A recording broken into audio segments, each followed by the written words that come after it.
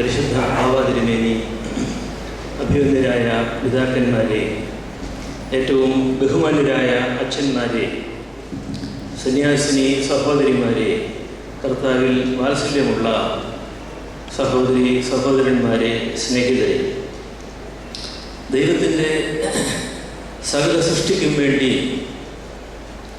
കണ്ണീരൊഴുക്കുകയും ആർദ്രതയോടെ നമ്മോടുകൂടി ജീവിക്കുകയും ചെയ്ത പരിശുദ്ധനായ പാമ്പാടി തിരുമേനിയുടെ ഈ ഓർമ്മ ദിവസം തന്നെ നമ്മുടെ സൗരോർജ പദ്ധതി ഉദ്ഘാടനം ചെയ്യുന്നു എന്നുള്ളത് ഏറ്റവും സമുചിതമായ ഒരു സംഗതിയാണ്. ഒന്ന് രണ്ട് ചെറിയ കാര്യങ്ങൾ മാത്രം സൂചിപ്പിച്ചുകൊണ്ട് ഞാൻ അവസാനിപ്പിച്ചുകൊള്ളാം. നമുക്കെല്ലാവർക്കും അറിയാം, പൗരസ്ത്യരായ ക്രിസ്ത്യാനികൾ, ഓർത്തഡോക്സുകാർ പ്രാർത്ഥനയ്ക്കായിട്ട് കിഴക്കോട്ട് തിരിയുന്നവരാണ്. മാമോദീസായിൽ നമ്മുടെ മുഖം കിഴക്കോട്ട് തിരിക്കുന്നു. സൂര്യന് അഭിമുഖമായി, നീതിസൂര്യന് അഭിമുഖമായി നമ്മെ മുഖം കിഴക്കോട്ട് തിരിക്കുന്നു. നാം മരിക്കുമ്പോഴും നമ്മുടെ മുഖം കിഴക്കോട്ട് തിരിച്ചു വയ്ക്കുന്നു, നീതിസൂര്യനായ ക്രിസ്തുവിൻ്റെ രണ്ടാമത്തെ വരവിനെ കാത്തുകൊണ്ട്. അങ്ങനെ ജീവിക്കുമ്പോഴും മരിക്കുമ്പോഴും നാം കിഴക്കോട്ട് തിരിയുന്നവരാണ്. കിഴക്ക് സൂര്യൻ്റെ ദിക്കാണെന്ന് നമുക്കറിയാം.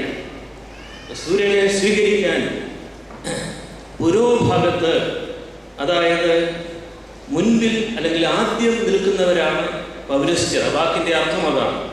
പുരോഭാഗത്ത് നിൽക്കുന്നവർ, മുൻപിൽ നിൽക്കുന്നവർ, ആദ്യം നിൽക്കുന്നവർ സൂര്യനെ കാണാൻ. അതുകൊണ്ട് ഈ കിഴക്കോട്ട് തിരിയുക, സൂര്യനെ കാണുക, ആ സൂര്യൻ്റെ പുറകിലുള്ള സൂര്യനായ നമ്മുടെ കർത്താവായ യേശുമിശിഹായെ സ്തുതിക്കുക, ഇത് നമ്മുടെ ആരാധനയുടെയും ജീവിതത്തിൻ്റെയും അടിസ്ഥാനപരമായ സംഗതിയാണ്. നാം കാണുന്ന ഈ സൂര്യനെ അല്ല നാം വന്ദിക്കുന്നത്, നിത്യസൂര്യനായ യേശു ക്രിസ്തുവിനെയാണ്. പക്ഷേ നമ്മുടെ പിതാക്കന്മാർ എപ്പോഴും പറഞ്ഞിരുന്നു, ഈ കാണുന്ന സൂര്യൻ നമ്മുടെ നിത്യസൂര്യൻ്റെ ഒരു സാദൃശ്യമാണ്, അതുകൊണ്ട് നിങ്ങൾ ഈ സൂര്യനെയും ആദരിക്കണം എന്ന് പിതാക്കന്മാർ പഠിപ്പിച്ചിട്ടുണ്ട്. അപ്പോൾ നമ്മൾ കിഴക്കോട്ട് തിരിഞ്ഞു നിന്ന് കുമ്പിട്ട് നടത്തുന്ന എല്ലാ നമസ്കാരങ്ങളും വാസ്തവത്തിൽ സൂര്യ നമസ്കാരമാണ്. നമുക്കറിയാം, നമ്മുടെ ഭാരതത്തിൽ സൂര്യ നമസ്കാരമെന്നും ഗായത്രി മന്ത്രമെന്നും പറഞ്ഞാൽ എത്രമാത്രം പ്രാധാന്യമുണ്ടെന്ന്. ഗായത്രി സൂര്യനാണ്. ഗായത്രി മന്ത്രം സൂര്യ നമസ്കാരം, സൂര്യ ധ്യാനമാണ്. അതോട് വളരെ ചേർന്ന് പോകുന്നതാണ് പൗരസ്ത്യ ഓർത്തഡോക്സുകാരായ നമ്മുടെ വേദശാസ്ത്രവും നമ്മുടെ ആധ്യാത്മികതയും. മാലാഖി പ്രവചനത്തിൻ്റെ അവസാന ഭാഗത്ത് നമ്മൾ കാണുന്നുണ്ട്, എൻ്റെ നാമത്തെ ഭയപ്പെടുന്ന നിങ്ങൾക്കോ നീതിസൂര്യൻ തൻ്റെ ചെറുകിന്മേൽ നിങ്ങളുടെ രോഗങ്ങൾക്ക് മരുന്നുമായി ഉദിക്കും. ഇത് നമ്മുടെ കർത്താവായ യേശു ക്രിസ്തുവിനെ കുറിച്ചാണെന്നാണ് പിന്നീട് സഭാപിതാക്കന്മാർ വ്യാഖ്യാനിച്ചത്. ഔഷധങ്ങൾ കൊണ്ടുവരുന്ന, നമുക്ക് സൗഖ്യദായകനായ നമ്മുടെ നീതി സൂര്യൻ. നമുക്കറിയാം, സൂര്യൻ നമുക്ക് ഭൂമിയിൽ എല്ലാ ജീവൻ്റെയും ഉറവിടമാണ്. സൂര്യൻ ഇല്ലെങ്കിൽ ഇവിടെ ജീവനില്ല. 48 മണിക്കൂർ സൂര്യൻ ഉദിക്കാതിരുന്നാൽ സകല ജീവജാലങ്ങളും ചത്തുപോകും. അപ്പോൾ ഈ സൂര്യൻ്റെ ചൂടും വെളിച്ചവുമാണ് സൗരോർജം, സോളാർ എനർജി എന്ന പേരിൽ നാം വ്യവഹരിക്കുന്നത്. ഈ സൗരോർജത്തിൻ്റെ കാര്യക്ഷമമായ ഉപയോഗത്തെക്കുറിച്ചാണ് ഇപ്പോൾ ലോകം മുഴുവനും ചിന്തിച്ചു കൊണ്ടിരിക്കുന്നത്. പക്ഷെ വാസ്തവത്തിൽ നമുക്കിതൊരു പുതുമയേ അല്ല. യുഗങ്ങളായി മനുഷ്യർ ഉപയോഗിക്കുന്നതാണ് സൗരോർജം. നമ്മൾ നെല്ല് പുഴുങ്ങി ഉണക്കുന്നതും, ഈ പ്രദേശങ്ങളിൽ കപ്പ മാട്ടി ഉണങ്ങുന്നതും, തുണി അലക്കി വിരിച്ച് ഉണക്കുന്നതുമൊക്കെ സൗരോർജം കൊണ്ടാണ്. പിന്നെ അതുപോലെ 100 കാര്യങ്ങൾ നമ്മൾ സൗരോർജം ഉപയോഗിക്കുന്നുണ്ട്. പക്ഷേ ഇത് ചിരപരിചിതമായതുകൊണ്ട് അതിൻ്റെ പ്രാധാന്യം നമ്മൾ മറന്നു പോവുകയാണ്. നമുക്ക് ചുറ്റുമുള്ള ഈ മരങ്ങളുടെയും ചെടികളുടെയും അനുഭവം നോക്കണം. കോടാനുകോടി പച്ചിലകളാണ് അവയിലുള്ളത്. അവയെല്ലാം സൂര്യനിൽ നിന്ന് നേരിട്ട് പ്രകാശവും ചൂടും സ്വീകരിച്ചുകൊണ്ട് ഭക്ഷണം ഉണ്ടാക്കുകയാണ്, പച്ച നിറം ഉണ്ടാക്കുന്നു, ക്ലോറോഫിൽ ഉണ്ടാക്കുകയാണ്. ഈ പച്ച നിറം ഭൂമിയിലില്ലെങ്കിൽ മനുഷ്യൻ മാത്രമല്ല ഒരു പക്ഷി മൃഗാദികളും ഇവിടെ ജീവിച്ചിരിക്കുകയില്ല. ചെടികൾക്ക് നേരിട്ട് ഭക്ഷണം ഉണ്ടാക്കാം, മനുഷ്യനുൾപ്പെടെയുള്ള മൃഗങ്ങൾക്ക് ചെടികളെ ആശ്രയിച്ച് മാത്രമേ ഭക്ഷണം ഉണ്ടാക്കാൻ സാധിക്കുകയുള്ളൂ എന്നതാണ് അതിൻ്റെ വ്യത്യാസം. പക്ഷേ നിങ്ങൾക്ക് ഒരുപക്ഷെ പരിചിതമായിരിക്കും ഹീര രത്തൻ മനേക് എന്ന് പറയുന്ന ഒരാളിന്. വടക്കേ ഇന്ത്യക്കാരനാണ്. നമ്മുടെ കോഴിക്കോട്ട് എഞ്ചിനീയറിംഗ് പഠിച്ചയാളാണ്. ഇപ്പോൾ ഒരു 77 വയസ്സ് കാണും. അദ്ദേഹം പാശ്ചാത്യ രാജ്യങ്ങളിലൊക്കെ പ്രസിദ്ധനാണ്. അദ്ദേഹം പറഞ്ഞു, ചെടികൾക്ക് മാത്രമല്ല മനുഷ്യനും നേരിട്ട് സൂര്യനിൽ നിന്ന് ഭക്ഷണം ഉണ്ടാക്കാമെന്ന്. അദ്ദേഹം 411 ദിവസങ്ങളോളം യാതൊരു ഭക്ഷണവും കഴിക്കാതെ ഉപവാസമെടുത്തു. ഏക ഭക്ഷണം സൂര്യൻ്റെ വെളിച്ചവും ശുദ്ധ ജലവുമാണ്. ഇത് വലിയ ഡോക്ടർമാരുടെ സാന്നിധ്യത്തിൽ നന്നായി നിരീക്ഷണം നടത്തിക്കൊണ്ടിരുന്നപ്പോൾ നടന്ന സംഭവമാണ്. ഇത് വലിയ അത്ഭുതമൊന്നുമല്ല. അദ്ദേഹം പറയുന്നത് ഇതെല്ലാ മനുഷ്യർക്കും സാധിക്കും എന്നാണ്. കുറേ നാളുകൾക്ക് മുൻപ് ഞങ്ങൾ കുറച്ച് പേരെ കൈലാസത്തിൽ പോയി. ഈ കൈലാസം എന്ന് പറയുന്നത് ഇന്ത്യയിലൊന്നുമല്ല. അത് നേപ്പാളും കടന്ന് ടിബറ്റും കടന്ന് ചൈനയുടെ അധീനതയിലാണ് നമ്മുടെ ഭാരതീയരുടെ വിശുദ്ധ പർവ്വതമായ കൈലാസം. പക്ഷേ 20,000-20,000 അടി ഉയരത്തിലാണ്. അവിടെ ചെല്ലുമ്പോൾ ഓക്സിജൻ തീരെ കുറയും. വലിയ ബുദ്ധിമുട്ടാണ്. തണുപ്പ് വളരെയേറെയാണ്. പക്ഷെ അവിടെ സൂര്യനുണ്ട്. അവിടെ മേഘത്തിൻ്റെ മറവില്ലാതെ യാതൊരു പുകയും പൊടിയുമില്ലാതെ ശുദ്ധമായ സൂര്യവെളിച്ചം. അതാണ് വാസ്തവത്തിൽ നമ്മെ നിലനിർത്തുന്നത്. നമ്മുടെ വിശപ്പ് വളരെ കുറയും. അതിൻ്റെ അർത്ഥം നമ്മളറിയാതെ തന്നെ ഈ സൂര്യവെളിച്ചം കൊണ്ട് നമുക്ക് പോഷണം ലഭിക്കുന്നുണ്ട് എന്നുള്ളതാണ്. ആ യാത്രയിൽ ഒരു പെന്തിക്കോസ് ദിവസമാണ് ഞങ്ങൾ മാനസരോവറിൻ്റെ അടുത്ത് ചെന്നത്. കൈലാസത്തിൽ നിന്ന് 60 കിലോമീറ്റർ ദൂരെയാണ് മാനസരോവർ. വലിയ പ്രസിദ്ധമായ പുരാണ പ്രസിദ്ധമായ ശുദ്ധജല തടാകം. അതിൻ്റെ തീരത്ത് ദൈവത്തിൻ്റെ വലിയ കൃപ കൊണ്ട് വിശുദ്ധ കുർബാന അർപ്പിക്കുവാൻ സാധിച്ചു. 16,000 അടി ഉയരത്തിൽ ഒരു ടെൻറ്റിൽ. അവിടെ യാതൊരു കെട്ടിടങ്ങളോ ക്ഷേത്രങ്ങളോ ഒന്നുമില്ല. പ്ലെയിൻ നേച്ചർ, തുറന്ന ഭൂമിയിൽ ഒരു ചെറിയ ടെൻറ്റിന് കീഴിലാണ് അത് നടത്തിയത്. അത് ദൈവത്തിൻ്റെ വലിയ കൃപയാണ്. അവിടെയും ഈ സൂര്യനാണ് നമ്മെ സഹായിക്കുന്നത്. സൂര്യൻ്റെ ഊർജം നമ്മൾ സ്വീകരിക്കുകയാണ്. അപ്പം ഇത്രമാത്രം സമൃദ്ധവും അനുപേക്ഷണീയവുമായ ഈ സൗരോർജം ദൈവം നമുക്ക് വലിയ ദാനമായി നൽകിയിരിക്കുമ്പോഴാണ് ഇതാ ലോകം മുഴുവൻ ഊർജ പ്രതിസന്ധി, എനർജി ക്രൈസിസ് എന്ന് പറഞ്ഞ് എല്ലാവരും ബഹളം വെക്കുകയും പാഞ്ഞു നടക്കുകയും ചെയ്യുന്നു. നമ്മുടെ കൊച്ചു കേരളം നല്ല ഉദാഹരണമാണ്. നമുക്കാർക്കും ഇനി വൈദ്യുതി ഇല്ലാതെ പുറകോട്ട് പോകാനായിട്ട് സാധിക്കുകയില്ല. ഒരു ജീവിതം സാധ്യമല്ല. പക്ഷേ എന്താണ് നമ്മുടെ ഈ വൈദ്യുതി എന്ന ഊർജത്തിൻ്റെ പ്രധാനപ്പെട്ട പ്രശ്നങ്ങൾ എന്ന് നമ്മൾ അറിഞ്ഞിരിക്കണം. നദിയിൽ അണകെട്ടി വെള്ളച്ചാട്ടം ഉണ്ടാക്കി ടർബൈൻ കറക്കി നമ്മൾ വൈദ്യുതി ഉണ്ടാക്കുന്നു ഇടുക്കിയിൽ. അല്ലെങ്കിൽ ഭൂമിയിൽ നിന്ന് കുഴിച്ചെടുക്കുന്ന കൽക്കരിയും ഡീസലും പെട്രോളും ഒക്കെ കത്തിച്ച് വെള്ളം തിളപ്പിച്ച് സ്റ്റീമുണ്ടാക്കി ആവിയിൽ നിന്ന് പിന്നെ ടർബൈൻ കറക്കി വൈദ്യുതി ഉണ്ടാക്കുന്നു. അല്ലെങ്കിൽ അടുത്ത കാലത്തായിട്ട് ന്യൂക്ലിയർ പ്രതിവർത്തനം മൂലം ന്യൂക്ലിയർ റിയാക്ടറുകളിലൂടെ വൈദ്യുതി ഉണ്ടാക്കുന്നു. ഇവരുടെ പ്രശ്നങ്ങൾ പലതാണ്. ഒന്നാമത്തെ പ്രശ്നം, ഈ വൈദ്യുത സ്രോതസ്സുകളെല്ലാം തന്നെ മാലിന്യം ഉണ്ടാക്കുന്നതാണ്. പൊല്യൂട്ടിങ് എനർജിയാണ്. അതായത് നമ്മൾ പെട്രോളും ഡീസലും കൽക്കരിയും കത്തിച്ച് ഒരു മുറിയിലെ ഒരു ബൾബിന് വേണ്ടി കത്തിക്കുമ്പോൾ ഒരു 10,000 മുറികളിൽ അന്ധകാരം ഉണ്ടാക്കാൻ കഴിവുള്ളതാണ് ഈ ഇന്ധനങ്ങൾ എന്ന് നമ്മൾ അറിഞ്ഞിരിക്കണം. അന്തരീക്ഷ മലിനീകരണം അത്രയധികമാണ്. ന്യൂക്ലിയർ റിയാക്ടർ ആണെങ്കിൽ 1000-10,000 വർഷങ്ങളിലോടും അതിൻ്റെ റേഡിയേഷൻ ഈ ഭൂമിയെ നശിപ്പിച്ചുകൊണ്ടിരിക്കും. അടുത്ത കാലത്ത് ജപ്പാനിലും അതിനു മുൻപ് റഷ്യയിലെ ചെർണോബിലും അതിനു മുൻപ് അമേരിക്കയിലെ 3 മൈൽ ഐലൻഡിലും സംഭവിച്ചത് എന്താണെന്ന് വിദ്യാർത്ഥികൾക്കൊക്കെ അറിയാം. അതുകൊണ്ട് അതൊന്നുമല്ല നമുക്ക് ആശാസ്യമായ വൈദ്യുത സ്രോതസ്സുകൾ. അണക്കെട്ടുകൾ നല്ലതാണെന്ന് പറയാം. പക്ഷേ നർമ്മദയിൽ നടക്കുന്നത് പോലെ വലിയ അണക്കെട്ടുകൾ പരിസ്ഥിതിക്ക് വലിയ നാശം ചെയ്യുന്നു. പ്രത്യേകിച്ചും പാവപ്പെട്ട ആളുകൾക്കാണ് അതിൻ്റെ ഏറ്റവും വലിയ ആഘാതം ഏൽക്കേണ്ടി വരുന്നത്. അതുകൊണ്ട് ഇപ്പം നമുക്ക് നിലവിലുള്ള എല്ലാ വൈദ്യുത സ്രോതസ്സുകളും കുഴപ്പമുള്ളതാണ്, മാലിന്യമുണ്ടാക്കുന്നതാണ്, പൊല്യൂട്ടിംഗ് എനർജിയാണ് എന്നുള്ളതാണ് പ്രധാനപ്പെട്ട സംഗതി. രണ്ടാമതായിട്ട് ഇത്തരം ഊർജ സ്രോതസ്സുകളൊന്നും സുഭദ്രമല്ല, അത് സുസ്ഥിരമല്ല. ഇംഗ്ലീഷിൽ സസ്റ്റൈനബിൾ എന്നുള്ള വാക്ക് ഈ പരിസ്ഥിതി ചർച്ചയോട് ചേർത്ത് ധാരാളം ഉപയോഗിക്കുന്നുണ്ട്. എന്ന് പറഞ്ഞാൽ ദീർഘകാലത്തേക്ക് നിലനിൽക്കുന്നതും ഭാവി തലമുറകൾക്ക് യാതൊരു ദോഷവും ചെയ്യാത്തതും നമ്മുടെ ഈ പരിസ്ഥിതിയുടെ ആവാസ വ്യവസ്ഥയ്ക്ക് താങ്ങാവുന്നതുമായ സംഗതിയാണ് നമ്മൾ സസ്റ്റൈനബിൾ എന്ന് പറയുന്നത്. അതുകൊണ്ട് ഇപ്പോൾ ഉള്ള എനർജി സോഴ്സസ് ഒന്നും സസ്റ്റൈനബിൾ അല്ല. ദീർഘകാലത്തേക്ക് ഭാവിക്ക് ദോഷം ചെയ്യാതെ ആവാസ വ്യവസ്ഥയ്ക്ക് താങ്ങാവുന്നവയല്ല അവയൊന്നും തന്നെ എന്ന് നമ്മൾ അറിഞ്ഞിരിക്കണം. ഇപ്പോൾ sustainable development, sustainable architecture, sustainable life style എന്നൊക്കെ ഏതിനും സസ്റ്റൈനബിൾ എന്നുള്ള വാക്ക് ഉപയോഗിക്കുന്നത് പ്രധാനപ്പെട്ടതാണെന്നും നമ്മൾ അറിഞ്ഞിരിക്കും. നമ്മുടെ ശ്രദ്ധ സുസ്ഥിരമായ സുഭദ്രമായ ദീർഘകാലയളവിലുള്ള ഒരു എനർജി സോഴ്സാണ്, വൈദ്യുത ഊർജമാണ് നമുക്ക് ആശ്വാസ്യമായിട്ടുള്ളത്. മൂന്നാമതായിട്ട് നമ്മുടെ ഈ സ്രോതസ്സുകളെല്ലാം തന്നെ വറ്റിപ്പോകുന്നതാണ്. ഇംഗ്ലീഷിൽ എക്സോസ്റ്റിബിൾ സോഴ്സ് ഓഫ് എനർജി എന്ന് വേണമെങ്കിൽ പറയാമല്ലോ. അതായത് നമ്മുടെ എണ്ണയും വെള്ളവും വറ്റിപ്പോകും. നമ്മൾ കേരളത്തിലുള്ളവരെല്ലാവരും ഇപ്പോൾ നോക്കുന്നത് എങ്ങോട്ടാണ്? ഇടുക്കിയിലേക്കാണ് നോക്കുന്നത്.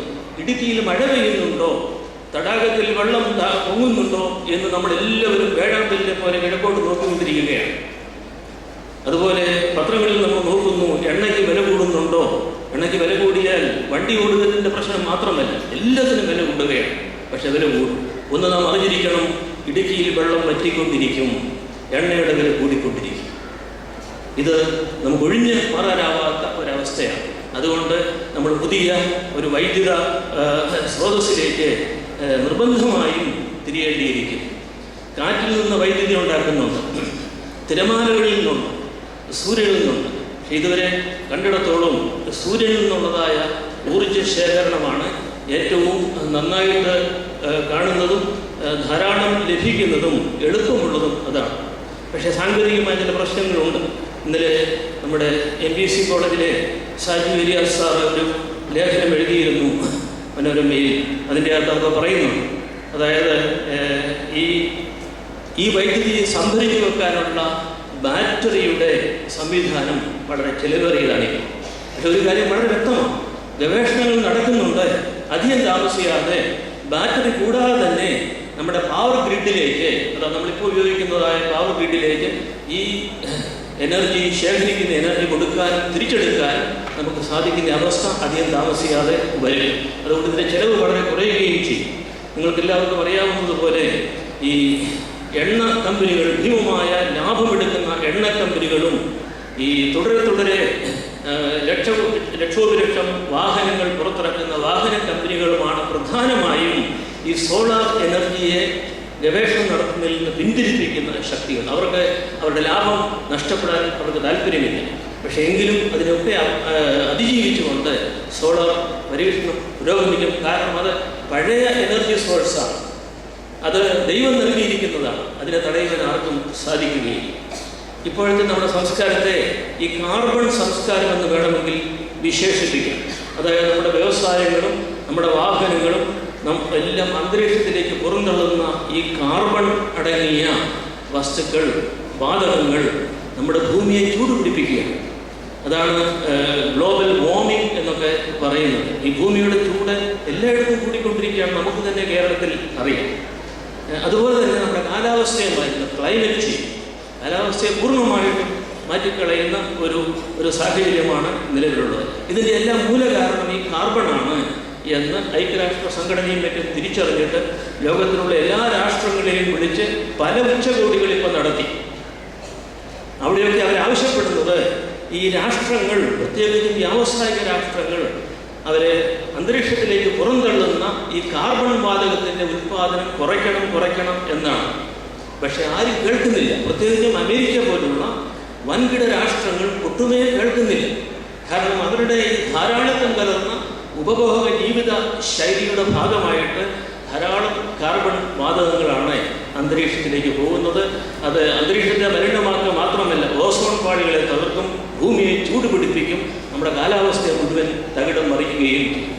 നിർഭാഗ്യവശാൽ നമ്മുടെ ഇന്ത്യയും നമ്മുടെ അയൽപക്കമായ ചൈനയും അതേ മാതൃകയാണ് പിന്തുടരുന്നത്. ഓർക്കണം, ഈ ലോക ജനസംഖ്യയുടെ 1/3 നമ്മൾ, ചൈനയും ഇന്ത്യയും കൂടുമ്പോൾ. നമ്മളും ആ മാർഗം അവലംബിച്ചാൽ അത് ഈ ഭൂമിയുടെ മനുഷ്യവർഗത്തിൻ്റെയും സകല ജീവജാലത്തിൻ്റെയും അവസാനമാണെന്ന് നമ്മൾ അറിഞ്ഞിരിക്കും. ഈ കാർബൺ ഫുട് പ്രിൻ്റ് എന്ന് പറയുന്ന, കാർബണിൻ്റെ പാദമുദ്ര എന്ന് പറയുന്ന ഒരു പ്രയോഗം അക്കാഡമിക് സർക്കിളിലൊക്കെ ഉണ്ട്. അതൊരളവാണ്. അതായത് നമ്മൾ എന്തെങ്കിലും ഒരു വൻ പരിപാടി സംഘടിപ്പിക്കുമ്പോൾ അതിനു വേണ്ടി 1000 അല്ലെങ്കിൽ 2000 കാറുകൾ വരുന്നതിരിക്കണം. ഈ 2000 കാറുകളിൽ നിന്നും ബസ്സുകളിൽ നിന്നും വമിക്കുന്നതായ കാർബൺ വാതകമുണ്ട്. അത് വാതകം മാത്രം ചൂടുമുണ്ട്. ചൂടും വാതകവും ഈ ഭൂമിയെ വേറൊരു അവസ്ഥയിൽ ആക്കി തീർക്കുന്നു. അപ്പം ഈ കാർബൺ ഫുട് പ്രിൻ്റുകാർ നോക്കുന്നത് ഒരു പരിപാടി നടക്കുമ്പോൾ, വലിയൊരു പരിപാടി നടക്കുമ്പോൾ അതിന് വേണ്ട സന്നാഹങ്ങളുടെ ഫലമായിട്ട് എന്തുമാത്രം കാർബൺ ഉൽപ്പാദിപ്പിക്കപ്പെടുന്നു, അത് അന്തരീക്ഷത്തിലേക്ക് പുറന്തള്ളുന്നുവെന്ന്.